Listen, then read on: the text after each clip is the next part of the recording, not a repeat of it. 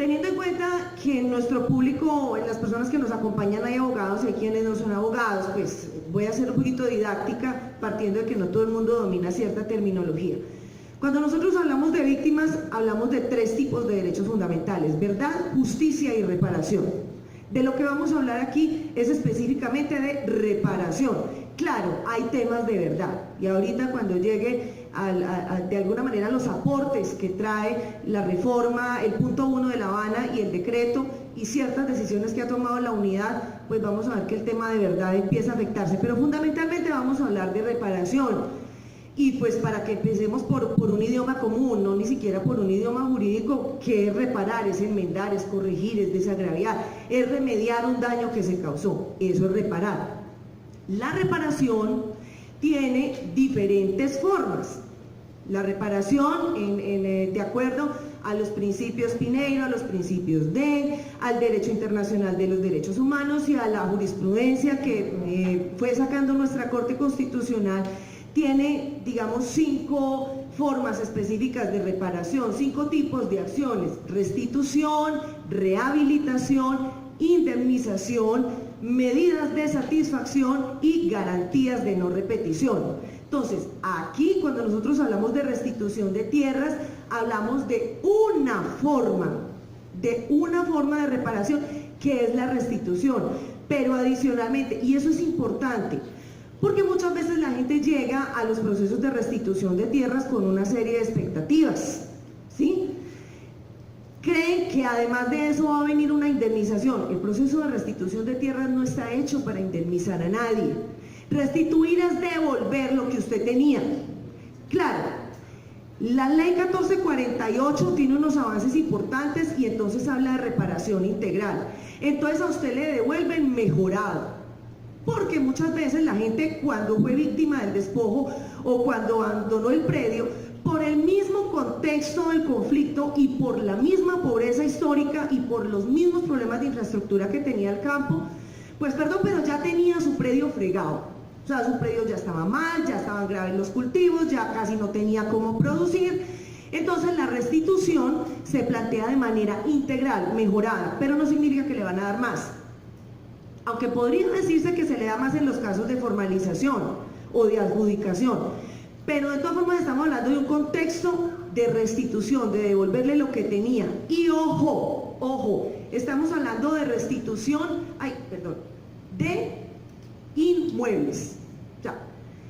El proceso de restitución de tierras no es para pedir que nos devuelvan vacas, para pedir que nos devuelvan si teníamos 5.000 palos de café, pues de pronto me perdona que acuda como a las cosas de mi tierra, yo soy del Eje, entonces voy a de pronto utilizar más como lo que conozco, es mi primera vez en Bucaramanga, entonces todavía no conozco muy bien la economía de Bucaramanga y de Santander, pero digamos que si usted cuando abandonó el predio, cuando se lo despojaron, tenía 10.000 árboles de café, entonces la restitución de tierra le tiene que devolver los 10.000, los mismos 10.000 árboles.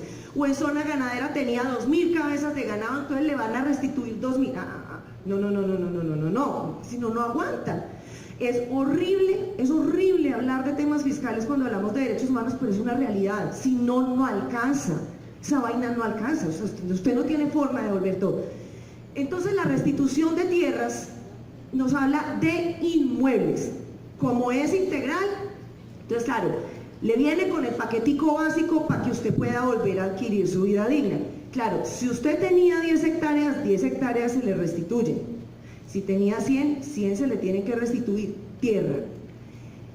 Lo demás sí se tiene que ajustar a lo que trae la norma. Entonces el proyecto productivo hasta tantos salarios mínimos, vivienda digna, es la vivienda campesina estandarizada. Ah, no, es que yo tenía mi hacienda con piscina, con jacuzzi, con turco. No, pues lo lamentamos infinitamente, pero esto es para la restitución de inmuebles. Y otro punto que quiero tocar antes de entrar propiamente en el punto 1 del acuerdo final y en el decreto 902 es quiénes son titulares. Y por eso quería retomar la pregunta que hizo la compañera respecto a las víctimas de violaciones de derechos humanos, porque el artículo 75, visto con cuidadito, con lupa, vamos a ver que realmente es bastante restrictivo. ¿Quiénes son titulares de la restitución de tierras? Propietarios poseedores y explotadores de baldíos adjudicables. Ustedes ven que yo tengo ahí unos términos resaltaditos. Primero, resalto no retornados porque la ley no lo dice. En ninguna parte la ley 1448 dice que los propietarios retornados no acceden. No, la ley dice 1448. Desafortunadamente, por razones que no me compete a mí explicar, que tendría que explicarlas en su momento en la unidad de restitución de tierras, hoy en día los propietarios retornados no son beneficiarios de la restitución de tierras. Me explico. El propietario retornado es aquel que no perdió la relación jurídica que tenía con el predio, era dueño y sigue siendo dueño, pero el señor volvió.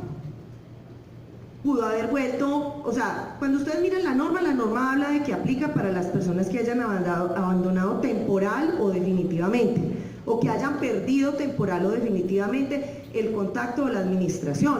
Entonces uno diría, hombre, el propietario que lo abandonó 6 meses inclusive, usted en 6 meses se puede ir a pique, porque si su negocio por ejemplo es café y usted se tiene que ir en octubre, 6 meses tengo para decirle que nadie cogió la cosecha y taque, se fue a pique. Pero el abandono pudo haber sido 10 años, 15 años, pudo haber vuelto hace 6 meses. Hoy en día la unidad de restitución de tierras le está diciendo, ese señor es retornado, ese señor ya no aplica. Eso tiene varios inconvenientes.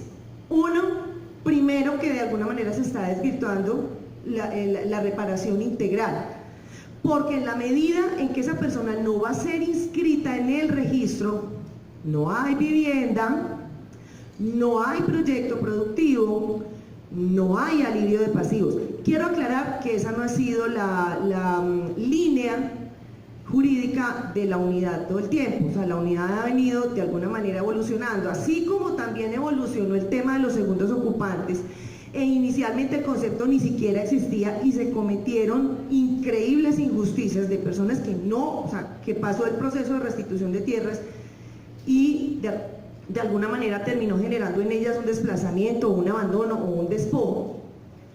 Con los titulares de alguna manera viene pasando lo contrario, porque entonces estos propietarios retornados no entran. Y yo les decía ahorita, las víctimas tienen derecho a verdad, justicia y reparación. Resulta que el registro de tierras despojadas y abandonadas forzosamente cumple varias funciones, y una de esas funciones es la función histórica.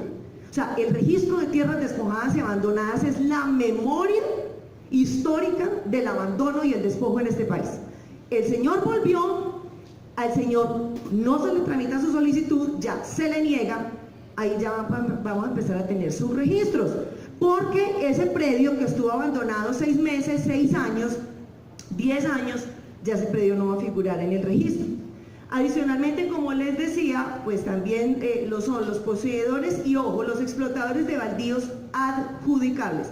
La norma no dice exactamente adjudicables, la norma dice explotadores de baldíos que pretendan ser adquiridos por adjudicación, pero es que a usted no le pueden adjudicar. O sea, si usted se sienta a ocupar un pedacito y a explotar pescando un pedacito que está a la orilla del río, ese bien no es adjudicable, por más baldío y desocupado que esté, porque eso tiene una protección de una ronda hídrica que lo hace absolutamente inadjudicable. Por más que usted haya estado ahí años, usted no puede adquirir ese predio por vía de adjudicación. Entonces, de alguna manera podemos decir que entonces quienes terminan siendo titulares en ese sentido en cuanto a la relación jurídica, pues lo que llamamos los ocupantes de los baldíos adjudicables.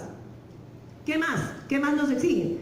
Que sean víctimas, ojo, por los hechos del artículo 3. Entonces el artículo 3 nos dice que quiénes son víctimas. Las personas que hayan sido víctimas de infracciones al derecho internacional humanitario o violaciones al derecho internacional de los derechos humanos. En ese orden de ideas, actualmente no tenemos tanto ese problema. O sea, hoy en día la víctima de Bacrim ya entra porque la Corte tuvo varios pronunciamientos, el más contundente de ellos, la sentencia T556 de 2015, y ya digo, la víctima de Bacrim también, pero ¿cuántos se negaron de ahí para atrás? Ojo que es que la 1448 es del 2011, La unidad arrancó actividades en el 2012, entonces realmente muchas víctimas en ese orden de ideas terminaron quedando por fuera. Inclusive todavía hay zonas grises, porque para que una organización criminal sea reconocida como una BACRIM se necesita. Por ponerles un ejemplo, en mi tierra hay una banda que se llama La Cordillera, o sea, ha sido un lío porque ninguna de las autoridades acepta que eso sea una banda criminal. Y que casi que no pasa mes y que diga que capturaron al cabecilla, y tienen una ocupación en casi todo el departamento. O sea, si usted analiza como los elementos, usted dice lo son, pero no son reconocidos, entonces eso nos genera zonas grises también. Y finalmente, el criterio de temporalidad nos dice que restitución de tierras es por abandonos o despojos a partir del 1 de enero del 91. En eso se diferencia del artículo 3º, porque el artículo 3º dice que son víctimas para efectos de la ley los que hayan sido víctimas a partir del 1 de enero del 85. Entonces, cuando uno analiza estos titulares, es mucha la gente que termina quedando por fuera. Y aquí es donde, desde mi punto de vista, viene el gran impacto del acuerdo final en materia de tierras y en general en el reconocimiento de las víctimas.